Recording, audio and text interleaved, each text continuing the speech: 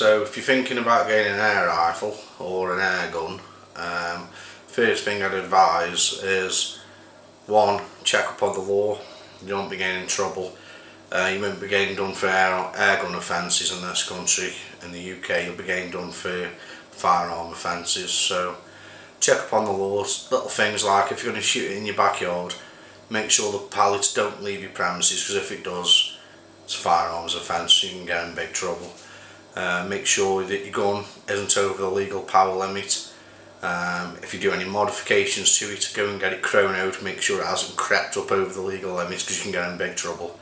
So familiarise yourself with the law first. What else? Yeah, that's the first bit of advice. Second bit is decide what you want to be doing with it before you go out and buy one. Are you going to be hunting with it? Are you going to be target shooting, or a bit of both? Because that will affect the decision you make on, what gun you're going to have. For instance, if you're going to go hunting, you might want a PCP. It's really quiet. You get a lot of shots off. You haven't got to keep reloading every 2 seconds.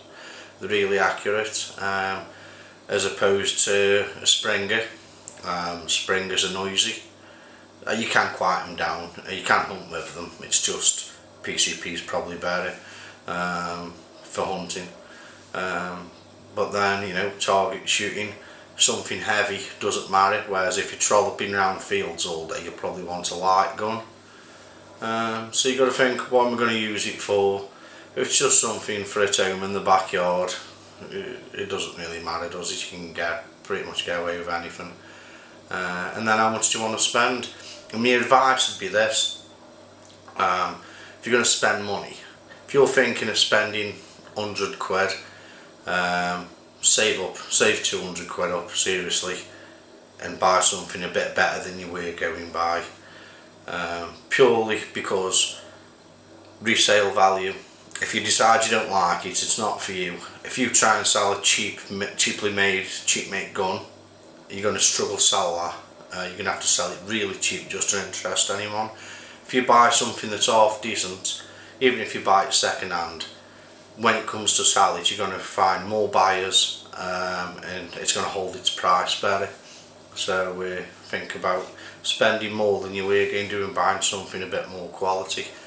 For instance, I bought a Chinese SMK XS19 rifle new. I think it cost about 120 quid all in. That's with scope and a bag and everything, so it's pretty cheap. Anyway, I thought it was okay, and then I shot other things. I'm like, ooh, this isn't that good. I stripped it down. I'll cover that in another part. And basically the spring inside hadn't been cut properly, so I had to redo that. All the metalwork inside was all jagged and needed reburring and sanding down and smoothing off. They put that much grease in it, it was ridiculous. So I had to clean all the grease out and then just start again with just a nice smear, just enough to get the thing. And then I've had to modify the trigger as well on it to get the trigger half decent. It's still not great. I mean, my lad shoots with it now, my oldest, and he's really good with it. He's got used to it and he shoots it really well. So what a cheap rifle will do, it'll do the same as an expensive rifle. It'll put all in a bit of cord at the same distance as anything expensive, but it'll still hit it. And my lad's like really good. He can get good grouping at distance with this Chinese gun. He's probably good as me with my Waffling. It just doesn't shoot as nice as a more expensive rifle. For instance, like the Waffling has a record trigger, and that feels really nice. It's adjustable, and it's just a really nice trigger, nice gun to shoot. Anyway, I waffled on a bit there now and lost myself, because that was covering are you going to go target shooting or hunting? Anyway, if you're going to go target shooting, I'll cover a bit of that. I've got some targets here. Your card targets, you can get these things here, and then you get these shooting C's, and then when they're at a distance, you can shoot them and they make nice little, it stands out. And you can buy anything that's been shot. Now, anyway, card targets, you can fill cans up. If you join a gun club, we go down the range in Stoke, Dolphin Discounts, and they've got a nice range of all little metal spinners and all these different things, little metal rats. There's all sorts of shooting you can do. You can do, I think it's called field target shooting, where you go out and you go in the countryside as if you were hunting, and they have lanes there, and you go on to stage 1 or peg 1, whatever you want to call it, and they have a couple of little animal targets and you shoot at them, but obviously fake animals, like you're not hurting anything, and then I think you have 2 shots at each. I might be wrong, I'm not sure, I've never been, but that's kind of getting the hunting bug out your system if you don't want to shoot furries, or if you're not allowed to.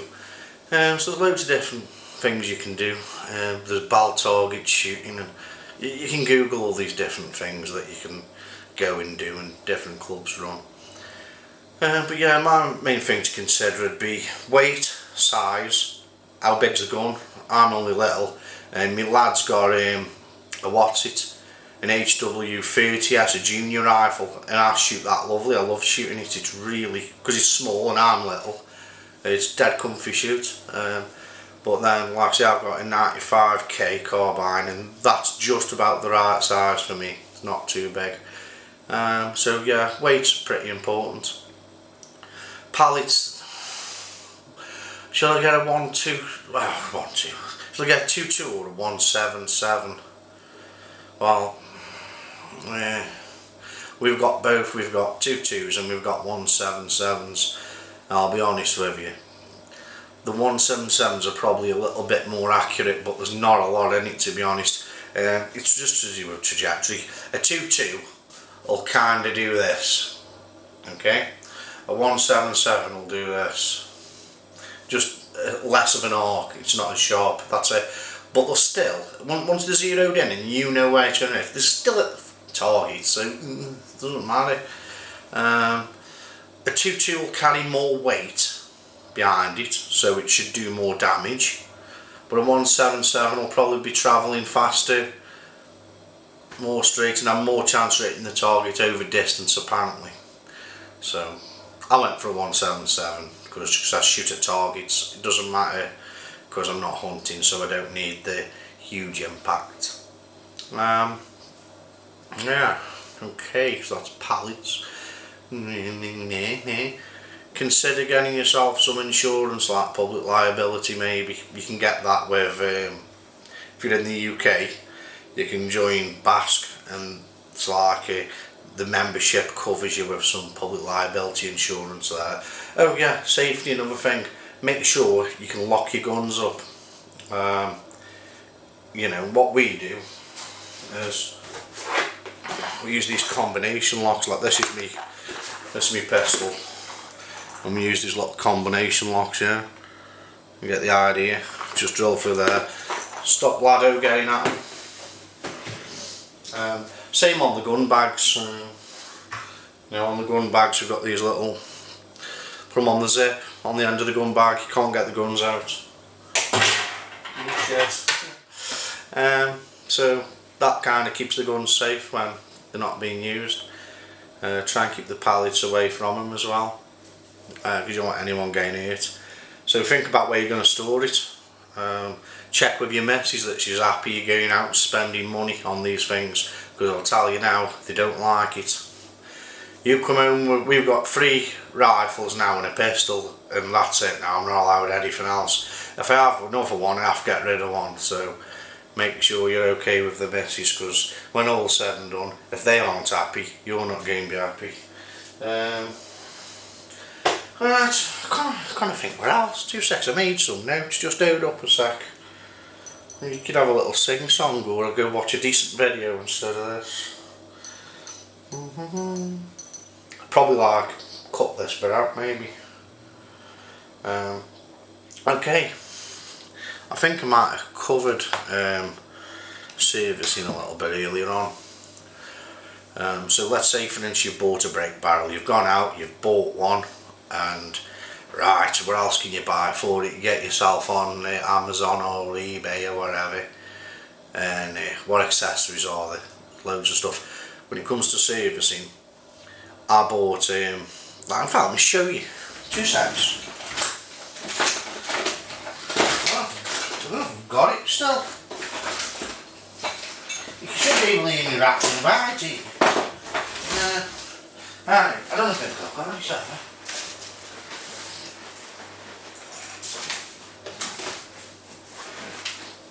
That's gone. I've lost it. Basically it's like a set of little rods, and they have little bristles and blah, all these little attachments. You put them down your barrel, and honestly where they join, it's not perfect. They'll scratch your barrel. Don't buy one of them, okay? If you want to clean your barrel out, get some fishing line, a little bit of cotton t-shirt or something, just little squares, fasten them on your fishing line and just pull them through your barrel, and that'll be enough clean it. I'll be honest, I don't even clean my barrels. All I do is put lead pallets down them, shoot lead through them. The lead will line the barrel and it acts as lubricant as well. Don't put oil in your barrel. I made that mistake, being an idiot, when I first started, and basically the load of spit come out then. Great. A load of oil got in the and the piston chamber, and it dieselled, you know, as the piston come forward, it compressed the oil and boom, sort of thing, it went bang, and I pooed myself and it sounded like a real gun going off, and it was pretty scary. So it's not good for your gun either, so try not to do that. The only thing I use the oil for now, I'll be honest, is put a little bit on a cloth, and basically just on the metalwork, just give the metalwork a slight rub over with an oily cloth, and that's it. That's all I use the oil for. I haven't done this in ages. I just keep them somewhere dry. So another thing as well, if you're going to be stripping them down, be really careful, because like I say, the springs contain a load of power. I stripped this Chinese thing down, the spring went flying across the kitchen, and yeah, it was bad. So I bought a sash cramp, basically piece of metal. I can't get it out, it's in the back of the cupboard, I'm not going to get it out just for the video, sorry. It's basically a piece of metal with 2 pieces on like this, and you can wind one end in, kind of like a vice. And basically I use a couple of bits on that to compress the spring and just keep it held while I remove the pins, and then you can wind it back and let the power out the spring in a controlled way. Really cheap compared to the proper tool. I think I paid about £12 for mine. A proper tool will probably cost you about 100 quid.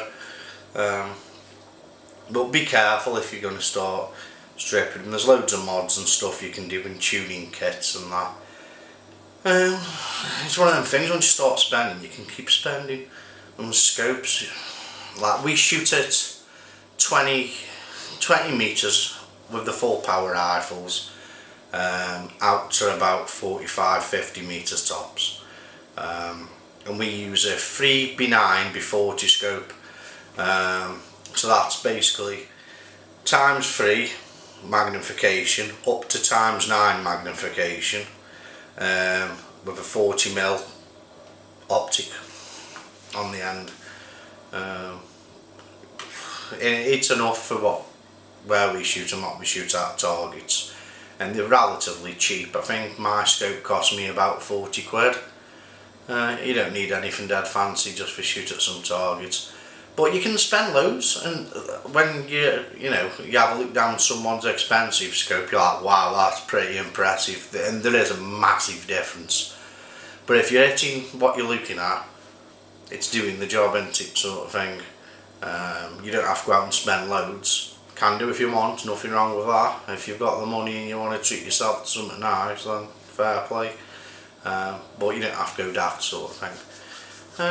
Yeah, so just rather than buying accessories, I like just buy more packs of pallets, because that's going to be your biggest pain in the arse. Whatever gun you have, you're going to have a ball ache, because all guns like different pallets. You can't say, oh, I've got this gun, what pallets does it like?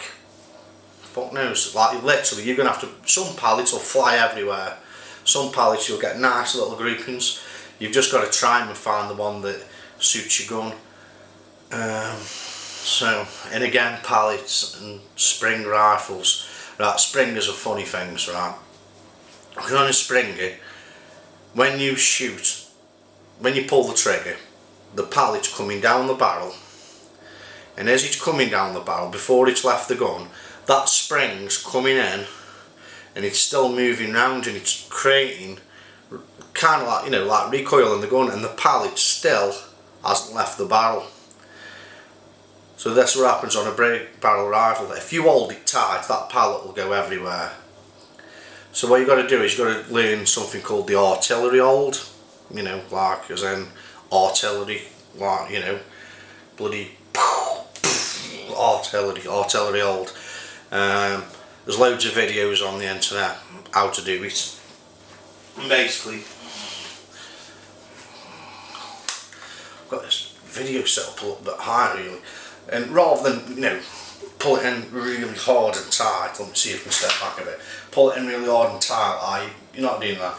You basically just find the balance point of the gun, pretty much that's it there, and just really, I'm not even holding it here, like it's just touching there.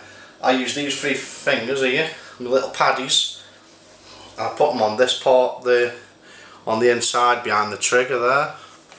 So I have that, I put them on there, just behind the trigger in the middle of the stock, and my thumb just resting in the middle.